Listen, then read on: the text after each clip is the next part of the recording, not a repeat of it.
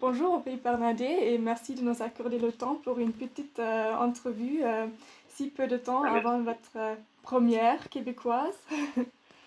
beaucoup, ça fait plaisir. Super, merci, merci de nous avoir. Ma première question, c'est Les rayons gamma sort 15 ans après votre premier long métrage à l'ouest du Pluton, qui lui Mhm, aussi se consacrait à la période de l'adolescence. Et ma question mhm. serait, après avoir travaillé avec des jeunes acteurs dans le premier et maintenant le deuxième long métrage, remarquez-vous une différence de l'adolescence de cette période de la vie et est-ce que votre regard sur l'adolescence a changé peut-être?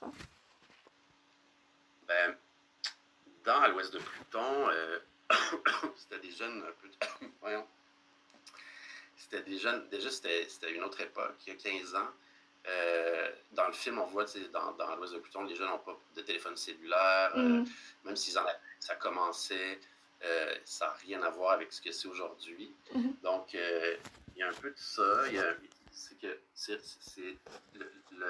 les technologies ont tellement influencé nos vies que peut-être que c'est une génération qui est différente. C'est un moment aussi dans notre société où économiquement, socialement, il y a eu des changements comparativement à cette époque-là. Mais je pense que ça va mal. Mais l'adolescence je termine une pneumonie. Euh, L'adolescence reste la même, dans le sens qu'on passe toujours à travers ces mêmes moments-là très intenses, peu importe les générations, peu importe où dans le monde on est, je pense, mhm, d'où on vient. C'est des moments charnières de la vie, en fait, de l'adolescence. Donc, il y a des grands bouleversements, tout est magnifié, tout est un peu. Il y a des choses qui semblent banales, qui pour nous sont très dramatiques. Euh, il y a des rencontres qui sont importantes, qui sont faites. Donc, il, y a, il y a tout ça. Puis, oui, il y a ça dans le film. Euh, il y a ça dans. Je veux dire, il y avait ça déjà. Dans les deux films, il y a ça, mhm, donc. Euh, mais la différence, c'est que pour Pluton, c'était des jeunes que je connaissais. C'était comme mes petits mhm, frères, mes petites sœurs.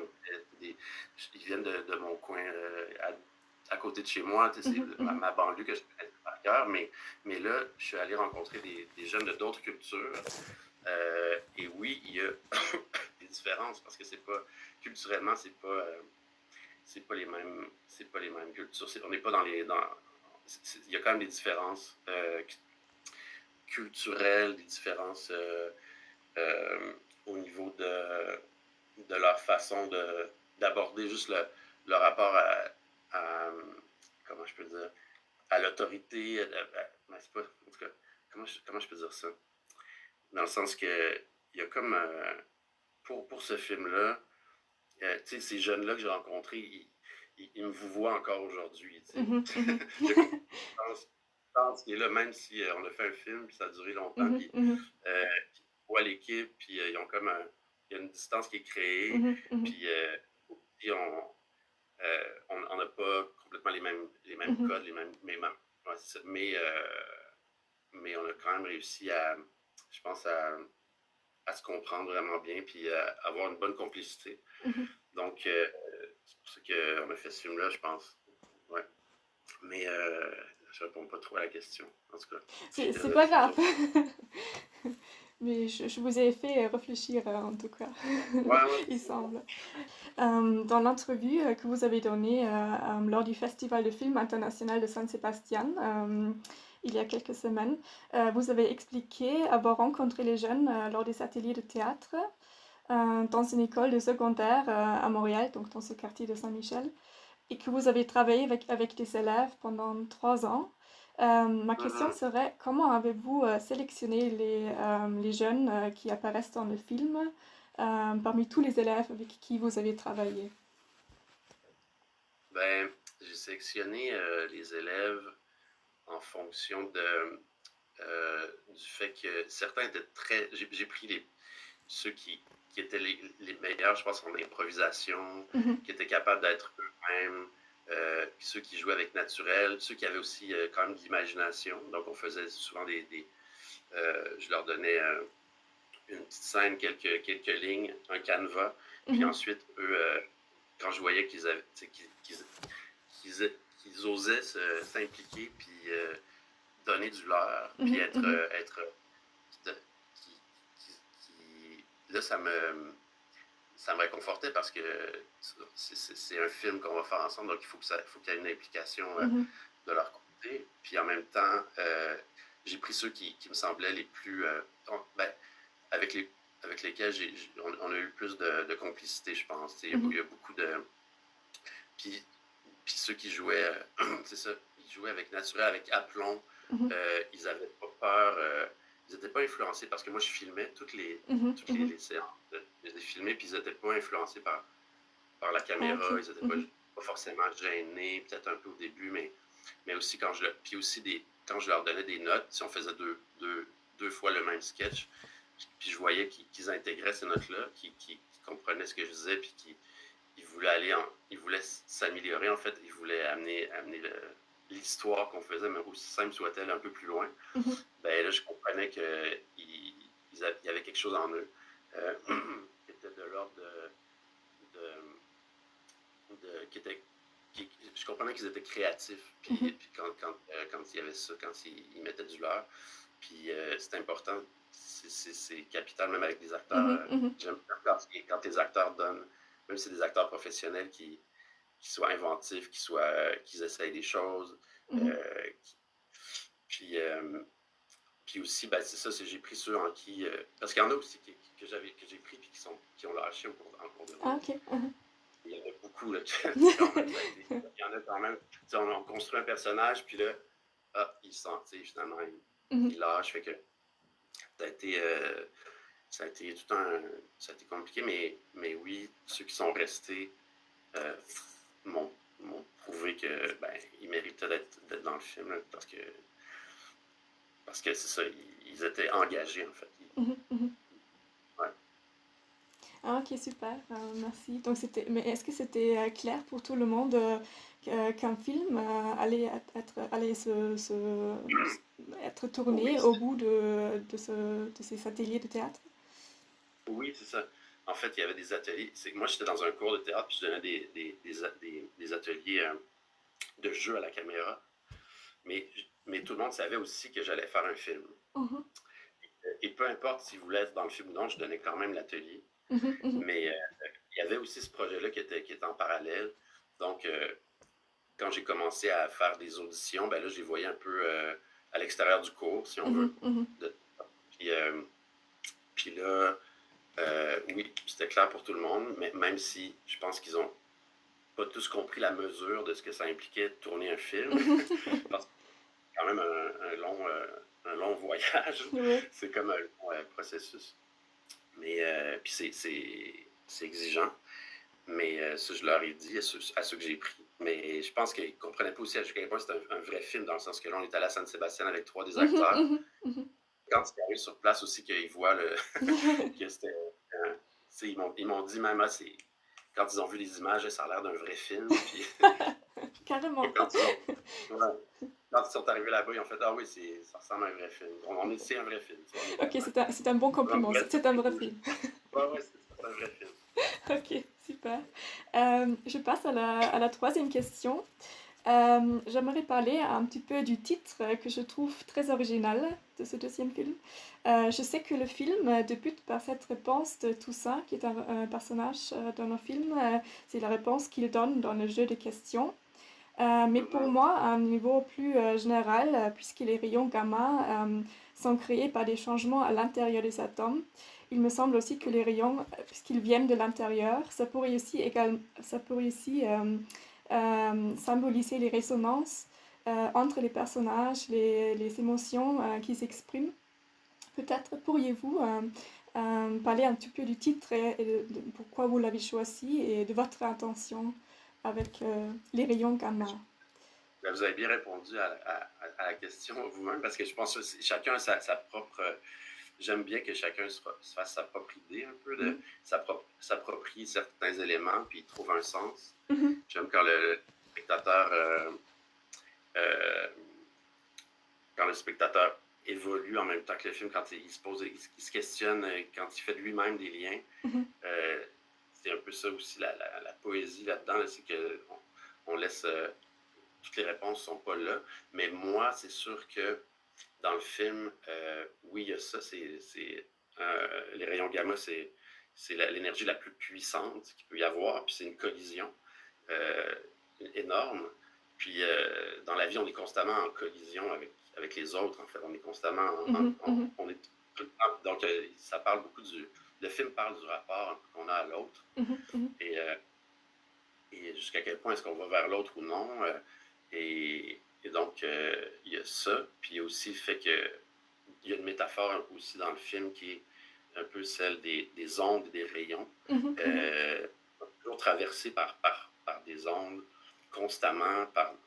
On ne sait pas d'où ça, c'est très mystérieux, c'est quoi l'impact que ça a sur nos vies, mais on a ça en commun. On a ça en commun comme humains. Donc, ça nous fragilise, mais en même temps, il y a quelque chose là-dedans d'invisible qui nous relie. Je trouve vraiment fascinant. Puis, donc, le film, puis il y a beaucoup de choses aussi qui nous relient, qui sont invisibles, mais il y a notamment ces ondes-là. Donc, ça parle de ça. Puis moi, ma mère est électrosensible. Donc, je pense que ça m'habite aussi parce qu'elle peut pas. C'est vraiment. Elle habite dans une maison complètement blindée. On peut pas avoir de téléphone quand on va la voir. On peut pas. Elle est extrêmement. Donc, là, c'est sûr que c'est peut-être qu'inconsciemment, avec du recul, ça fait partie un peu de ma vie. Donc, des choses qui ont amené vers ce titre-là, ouais, puis cette métaphore-là. Ok, merci. En fait, c'est juste une interprétation, mais c'est intéressant de voir que c'était pas assez faux. C'était pas faux, en tout cas. C'est vrai, c'était une très bonne interprétation. Bravo. Ensuite, pour les perspectives, j'ai particulièrement aimé les perspectives dans le film. On voit à plusieurs reprises les personnages filmés de derrière qui sont eux-mêmes en train de regarder quelque chose, ce qui crée une situation de double observation. Je pense par exemple à Toussaint qu'on voit de derrière qui regarde le fleuve en pêchant, tout comme les filles Fatima et Naïma qui, filmaient de la même manière tout juste avant cette scène, regarde elle aussi le fleuve depuis le bâtiment brut. Pourriez-vous parler un peu de ces perspectives et de votre attention derrière ces plans? Ben c'est vraiment intéressant. Il y a en fait, c'est un film un peu sur la découverte où moi-même, je découvre un paysage. Dans le film, on découvre ce quartier, qui est en fait pour moi, un voyage dans un quartier. Le film, un peu, c'est une fresque où est-ce qu'on voyage. C'est un voyage sensoriel un peu, puis où on découvre des lieux, on découvre, même si c'est sa propre ville, on la redécouvre, même si j'ai une amie qui est montréalaise qui m'a dit, on dirait que j'ai jamais vu Montréal comme ça. Puis moi, je viens pas de Montréal, mais j'avais envie de faire des découvertes en filmant les lieux, en filmant l'architecture, un peu la rivière, la nature. C'est des lieux qui m'ont parlé pendant toute ma recherche quand j'ai fait le film, parce qu'ils sont poétiques, mystérieux, qu'ils ont une présence, puis qu'on peut aussi ne pas s'arrêter et ne pas les voir, mais il y a quelque chose de l'ordre de la rencontre, en fait, aussi. Tu sais, c'est un film sur la rencontre, puis les personnages se mettent à redécouvrir leur entourage immédiat, leur monde, comme Abdel, même, tu sais, comme Omar, lui qui arrive en touriste, mais il sait qu'il y a des choses, il sait qu'on peut aller dans le haut du stade olympique, mais son cousin, il ne sait pas. Même s'il habite longtemps, tu sais, il ne sait pas lui-même. Donc, il y a des choses qu'on prend pour acquis. On prend dans la vie ou dans notre rapport avec notre propre ville, puis dans notre rapport aux autres aussi. On pense connaître l'environnement ou par extension les autres, mais c'est pas forcément le cas. Donc, c'est intéressant d'avoir des personnages qui sont en état de transformation dans la rencontre, dans le regard qu'ils ont sur qui va être différent peut-être sur leur environnement. Mhm. Pas trop si c'est clair. Non, c'est clair, oui. Je trouve juste très intéressant que c'est vraiment à plusieurs reprises qu'on les Ouais, voit de derrière et puis eux-mêmes en train de regarder. Donc cette situation de ouais. double observation, oui. C'est assez spécial pour le film. Euh, J'avais pas remarqué qu'il y avait autant que ça. Mais j'ai plus trop de recul aussi, hein, c'est dur. Tu sais, moi, je peux parler de mes intentions, mm, mais après, concrètement, ce que ça donne au bout, je, tu sais, j'ai plus assez de recul parfois pour dire exactement ce que ça donne. Mais c'est une bonne. Ouais, effectivement. C'est vraiment. C'est c'est ça. On fait un film, on embarque dans une sorte de un chemin, puis sans trop peut-être qu'on, pas qu'on on comprend ce qu'on fait, mais, mhm. mais c'est ça. Le recul n'est pas forcément. Qu'est-ce que ça donne aux autres? Qu'est-ce que ça va. j'ai- c'est plus un feeling, c'est plus une intuition que c'est ça que ça prend à ce moment-là. Mhm, Puis, ouais. En tout cas, vous avez réussi à créer ce feeling donc, pour le spectateur, je pense. Oui, oui c'est cette idée de redécouvrir la ville ou de découvrir ensemble une ville de différentes perspectives. Que ce soit un touriste ou quelqu'un qui y habite depuis des années. Donc, c'est assez passionnant. Exact. Oui. Ensuite, ma dernière question. Pour moi, le film a aussi un aspect féerique et fantastique qui donne de Mhm. l'espoir. Par exemple, Abdel trouve Omar sain et sauf au bord du lac aux castors, après avoir parlé à Toussaint qui lui raconte des castors gigantesques des temps préhistoriques. Parce que c'est pas assez logique qu'il le retrouve juste après. Est-ce que c'était important pour vous de toujours montrer une sorte d'ouverture ou d'espoir pour les jeunes?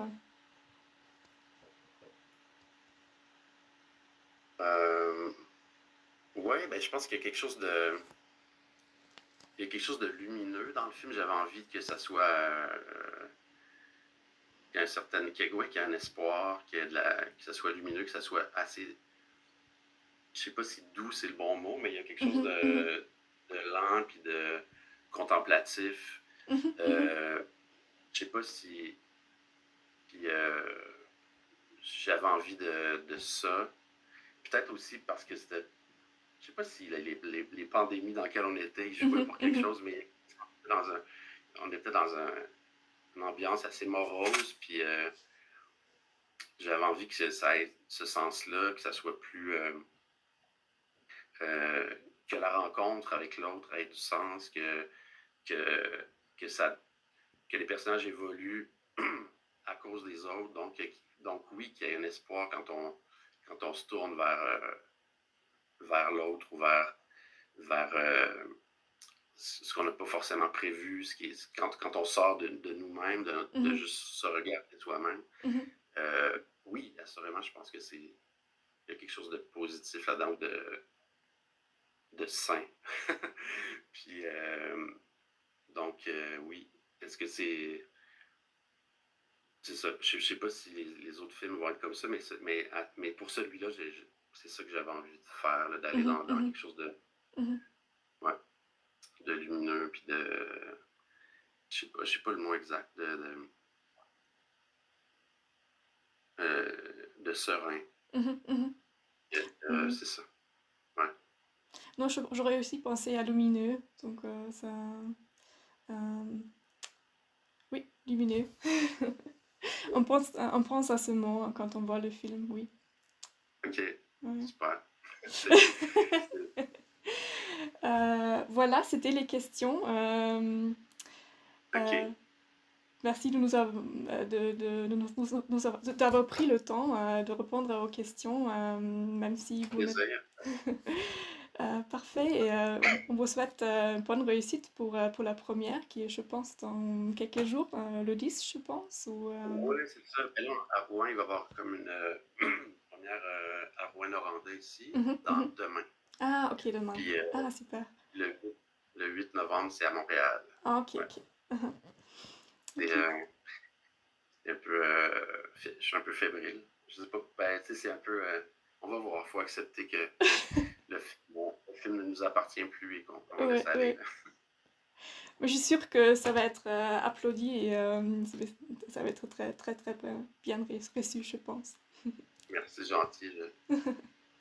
On va voir, j'espère. Ok, super. Mais